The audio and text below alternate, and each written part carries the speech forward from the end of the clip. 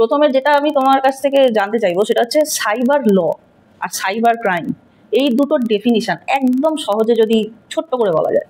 আমরা cyber crime and cyber law এই যে দুটো বিষয় বললি, সবার আগে যেটা আমাদের জানতে হবে সেটা হচ্ছে সাইবার শব্দটার মানে কি। হ্যাঁ, অ্যাবসলিউটলি। সাইবার কাকে বলে? সাইবার বিষয়টা হচ্ছে something which is relating to computer, internet and network. এই তিনটে জিনিসকে কভার করে যেটুকু একটা ব্রহ্মাণ্ড হয় তাকে আমরা বলি সাইবার।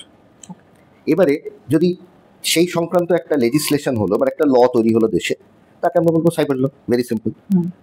ওই সাইবার মাধ্যমকে কাজে লাগিয়ে বা ওই সাইবার মাধ্যমের এগেনস্টে যদি কোনো অপরাধ সংগঠিত হয় তাহলে তাকে আমরা বলবো সাইবার ক্রাইমস।